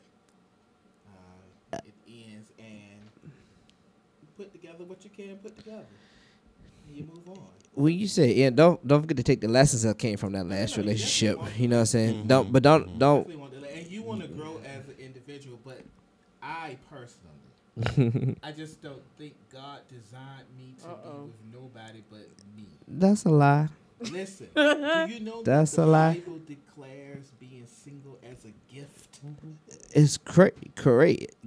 And I'm with you. However, And I comma. love opening my gift every morning. So, however, comma. That piece of Don't even So- want to picture it. But So, okay. do you think you meant that to? quietness. Do you think that you're just single because you just tired of dealing? Because at some point you get tired. Like I'm 37 years old. Sometimes I don't have time for the extra stuff. You know what I'm saying? They'll be like, I just rather deal with by myself. But you know what I'm saying? I think you have to understand that you have a whole different level of tolerance now. But don't let that tolerance mean that you shut people in relationships out. Is if you got your own, I got my own, and we meet in the middle. I mean, that's I how don't you think we be. can move The in. Bible says you should be equally yoked, right? Yeah, but I don't think we can move in together. Oh. Because at some point I'll be like, well, what happened to your house? Well, what if you wake up in the middle of the night and you got an itch and you want to scratch? Then I got a back scratching. Somebody called. Jesus. CR platform. Right? Okay. So, I mean, I agree there are some people who are better suited to be single. Yes. Then I think it takes a certain mindset for people who would be in a relationship, especially when you're not casually dating. There's some people who are casually dating, just to be passing time, and there's some people who say, I'm dating with a purpose. It's so funny. I saw this young lady who put out a video, and she was engaged, and she was talking about being single, and she said that as long as she's single, she's going to actively date. She's engaged, and she said if this man wanted to marry me, he would have married me. He's just giving me a ring, but I'm still single, so I'm still actively. Is that the girl that was sitting on the bed or something? Yeah. Yeah, I saw that. She said, so I'm still actively dating. But That's is she? true. Wow. But is she ready to be married though? Yeah, That's that just seems that- like 'cause something it on her part. That sound But like it really makes sense Yeah. if No. somebody wants to be with you, Yeah. and they feel like. But that's But- like a but test type I- thing. That's not right. But my thing is like got it. a commitment's a commitment. You don't have to be married to have a commitment. Right You know what I'm saying? If now. I commit, no, you do not. So a committed if I could, relationship, you have to be able to openly date with but a my you would thing, commit That's like what an does open relationship. somebody? what does a wedding change? What does a ring and a piece of paper change? It That I can changes a file lot. you on my taxes, and that when Have you- you That's die, like I saying can bury a committed you. relationship versus an open relationship. Did he agree to have an open relationship? No. Wait a minute, are So- y'all attacking me? But No, look, I'm have attacking you her. ever seen situations where people have dated a long time, and then for whatever reason he don't ever marry the person? Exactly. She's wasted all All these this years, time. the But best years that of was her her- lives. That At- has at some- nothing to do with exactly. it. but at She feels some like that was point- gonna happen, cut the engagement off. Correct, but I think is you can only be trailed along as long as you want to be trailed. engagement off, and now you 100, and God ain't did that miracle in a long time. What? but if you engage and you didn't What? feel like So somebody you think is there's a showing, time limit on engagements? when you're sick and tired, you're sick and tired. You're sick and tired. You're sick and tired. And when you sick and tired, you gonna want some change. If somebody gonna change with you, they gonna change. If they're not, then you have to do what's best I for want a long yourself. So engagement. I have a You question. want a long engagement? I want a long engagement. You don't want a long marriage? No, he's gonna have a long. Well, my marriage. next marriage is going to be until Jesus takes Till me. Jesus That's take why I him. want a long Okay. engagement. Why? No, he's gonna have a short engagement. I think he should have a short He's engagement gonna and a have long short marriage. engagement, and he's gonna have a very long marriage. No. No, I think there's a purpose for each stage. I It mean, is. when you're casually dating, you're in a certain mindset. And when I just got into a relationship on Valentine's Day. Since it's been 3 years since my I don't say. Our I know we saw the relationship ended. flowers. You saw the flowers. I got did. so I much liked more it. than flowers, but yeah. I just only saw what you put on Facebook. Yeah, yeah. But it took me 3 years to get ready to be in a relationship. I mean, I saw people, but to get my mind to a point where I was ready to get in the mindset to say, okay, this is just going to be me and you. So it took me that long to do that. So But- why It's would gonna you take want to me be longer. engaged for a long time? Because that's a whole nother mindset. It's And the Is same it- mindset. I don't think so. If you guys are living together, if you guys are doing everything together, you're already We're not doing married everything. just We're not doing without everything. No, See, it's not. now you- We're not doing everything. Nate, you But done got jumping me back so and lost. forth Relationship. To that, you know I'm what? so Marriage lost. is a whole Damn. nother. It's a whole nother level of commitment. When someone has, We still have separate accounts. We Oh, still, but Right. you've always had Even when you separate get accounts. married, I think you should have a separate account. Yes. Okay. So what you're doing is you're procrastinating. No. But what you're not What Will is doing, because Will is still operating with caution, because he's still scared what's going to happen. But what I come to do is that you may have life more abundant. Oh, shut up. No. I'm doing what? No, you proceed with caution. Because in your mind, you I want this, but in your my mind, next what you thinking? relationship, it has to last forever. Are you nervous? Like, are you in the back of your mind, you have a doubt? I'm not nervous. You're not. Do you have doubt in the back of your mind? I don't think he have doubt. Okay. No, So we're going to try this game. I'm going to ask you questions, and Nate, you're not going to answer for him.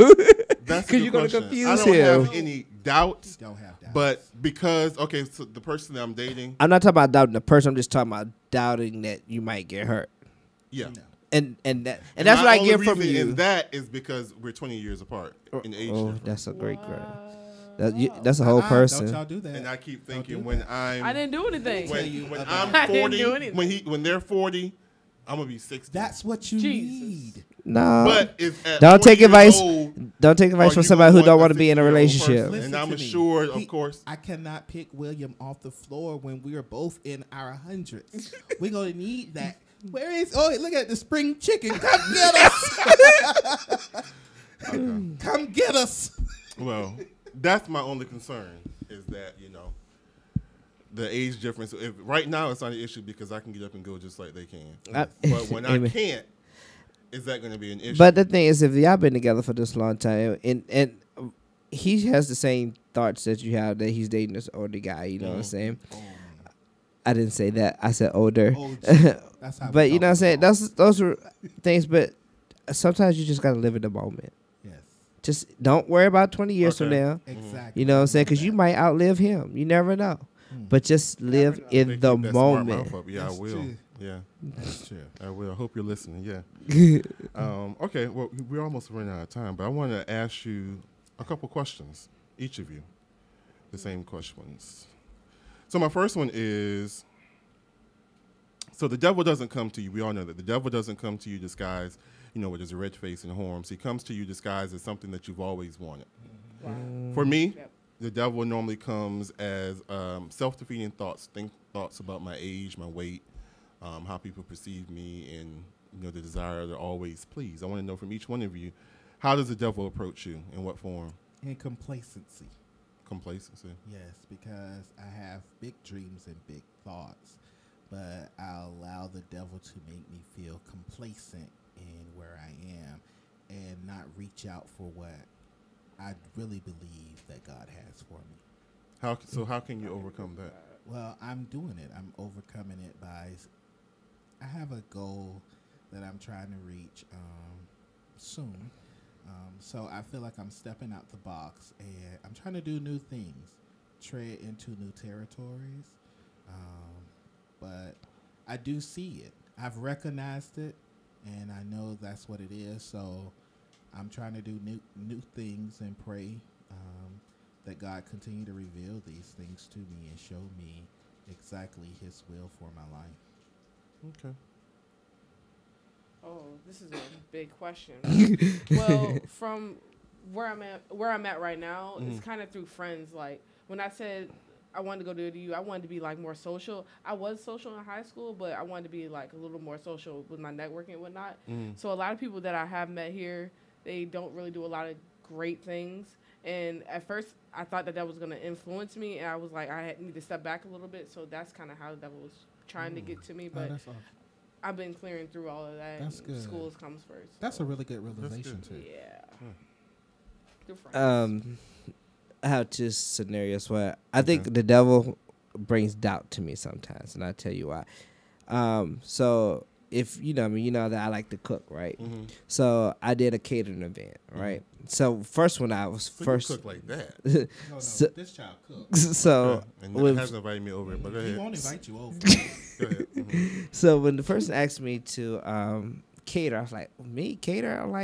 I'm just a little at the house cook. I just cook when I'm, in a moment and stuff like that. So like a lot of people have come out, and I did the one event.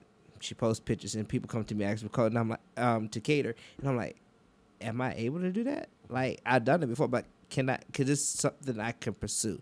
You know what I'm saying? The devil, well, no, you can't, And then, like I said, I'm about to retire next year. So I'm like, at that particular moment, before I did the paperwork to retire from the Navy, I was confident. But when I put the paperwork in, at that time, the devil brought fear. Like, now what you gonna do? And I'm like, I don't know. It's scary. So now every time I think you get a new chapter from me, the devil comes, and I have to figure out how I'm gonna overcome that. Do you think you have a gift for cooking?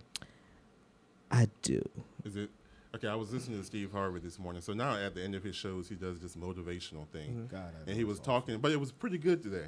He was talking about how to make $1 million. And he was like, God's giving everybody a gift. He didn't hide it. It's something within yourself. And it's the thing that you do the greatest with the least amount of effort. And I was in the car, and for the life of me, I still can't figure out what my gift is. But do you think your gift? T.S. Madison made $1 million, and her gift made. And he said, figure out what somebody would pay you $10. But you don't do that gift. What do you have? What skill do you have 10 to 15. that will somebody will pay you $10 to do, and then you just repeat that with a greater intensity until you work up to. And I was just like, okay. Well, shorty, I mean, how about next time y'all invite me? I bring food. How about that? Okay. It was a young girl in D.C. I read in Ebony magazine that she went to take the bar exam, and she failed the bar exam, but she loved to cook. And her friends told her, "You should just cook." So she was making dinners for people that, you know how you don't want to cook when you go home? So you can order dinners from her to take and feed the people, feed your family. And I've she done was that doing before. that so she could pay, so she could take the bar exam again. Wow. And she became a millionaire just from cooking dinners. Really? I have another question for that, though. Like, so say you're gifted in something that you are really good at doing, but you don't like to do it, and there's something else that you have to put a lot of effort into, but you rather spend the rest of your life That's doing a that. talent. Yes. Okay. Yeah. That's a talent. All right. Because if you like it, So you're going to have the stuff started as a passion. talent, and then the other thing as a gift. Okay. Because you have to have the passion for it. Right. Like for me, cooking, like you can tell me, you can give me anything. You can just like chop. You put it in the basket, say make something. I'm gonna make something. So you can just because you don't need a yeah. recipe or anything. That's a gift. Yeah. Singing for you, evidently, is a gift. Look how God came back to you and you're singing. But I wonder if What you he have doing? to enjoy your gift. To me, I don't sometimes feel like you I think you do to be enjoy successful your gift at for it. yourself. I enjoy my gift when I'm teaching, Oh, so you okay? but I do enjoy using my gift. I tell you, it brings me great pleasure when I do my gift. But I do know that is my gift, but I don't know if it's my purpose. I don't know yet. That's a good question. Good. Wow. I do believe it's my Maybe gift. how you use your gift would be your purpose. Yeah. I know in church, you know, you've seen the response Oh, yeah. because you have quite a ego. So you see Oh, not you you. see I have a the big response ego. that you get when you sing, and it moves people. And my last question to you, okay, so in the Black Panther movie, they ask this question over and over again. They keep asking, who are you? Even from the beginning of the scene to the last one, you heard the Queen, when they were doing the fight scene, she said, show them who you are. If you remember that scene, Angela Bassett, she said, show them who you are. So I'm going to ask you guys rhetorically, Wow. to the core of who you are, to Jesus. the core of your being. Jada, who are you? Who am I? Yeah. Who I are am you? a strong, young, resilient female. I Trying don't to want a figure. generic. Why are Well, you guess strong? Why am At I 18, strong? are you 18? Yes, I'm 18. At 18, what have you been through to make you so strong? Okay, what have I been through? So at first I thought I had a passion for soccer. I think that it was one of my many gifts. I broke my ankle in 3 spots, and I tore my ACL, and I tore my meniscus.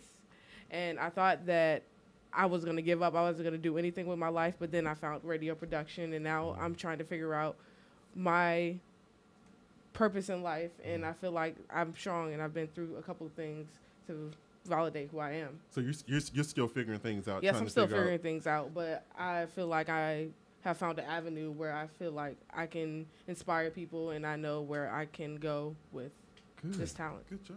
All right. Nate, who are you? Well, I'll tell you that this is a question that I have struggled with for some time now. exactly who I am, but I know who God says I am. I tell you that. I know that He said that I am wonderfully and fearfully made. So I'm believing and trusting in that.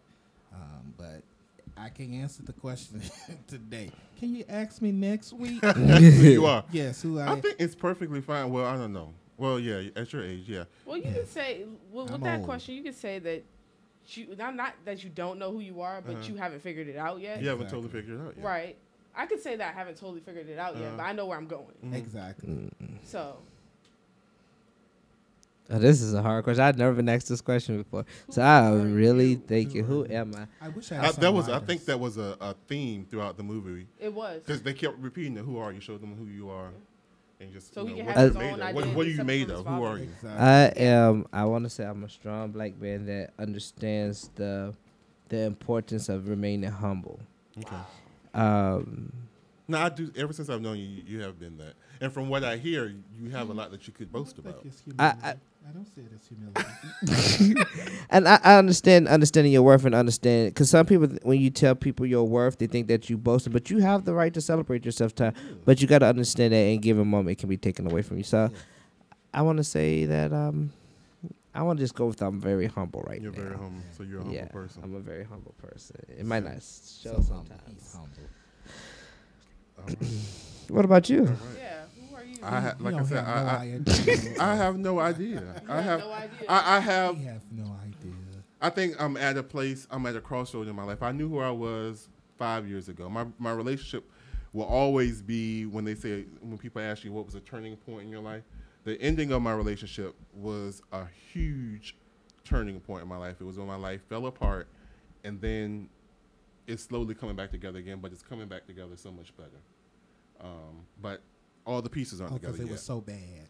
No, But you know what? You have a strong friendship after that. We- though, no, and we- that's we- an my- amazing thing. we have a wonderful friendship. And I asked my current friend Would it be a 2 problem? weeks. No, I mean because, and I'm sure he's listening. Anybody who I date, they have to understand that me and my ex are going to be the very best of friends. You have a problem with it, we'll never work. And I asked him, I think it was last week or the week before that. I asked him this week. We were laying on the couch, and I said, "Does it bother you that we spend so much time together?" And he said, "If we didn't already have that type of relationship before he and I met, it probably would be an issue. But because he came in to us already having established a relationship, it's not." That's a smart guy you got. He's very For smart. him He's to so be young?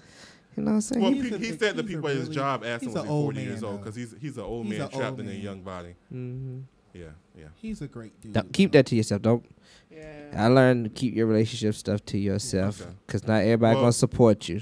He's a little mean Well, thing. we don't so. care if nobody supports. But what I'm saying is because there's other people that are gonna try to break it up. That's Oh, what yeah, I yeah, Well, mean. right. nobody's going to break them up. I guess you got security. Nobody's gonna break You got security right here, And surprisingly, they're good friends. and that's a good thing. Isn't that good? It's That's good. a- My look at mom, guy. when I told my mom that, she was like, "Huh?"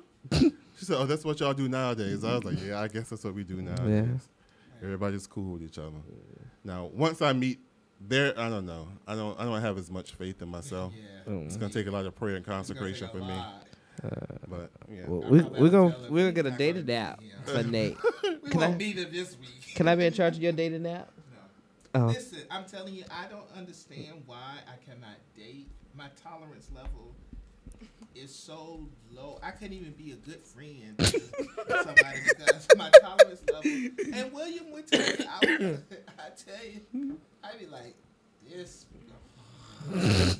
I just don't. Really, he's not I'm not exaggerating good at all. I'm not good at it. But anyway, we're out of time. I want to thank y'all both for coming on the No show. problem. Did it again. Yes, Won't thank you he? for filling in for your.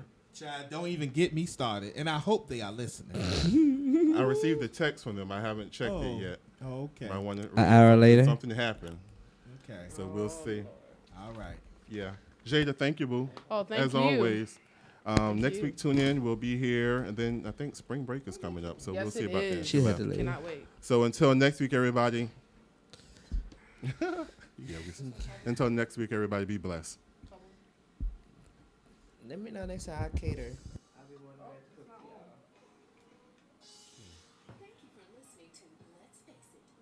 Strayhorn and Friends.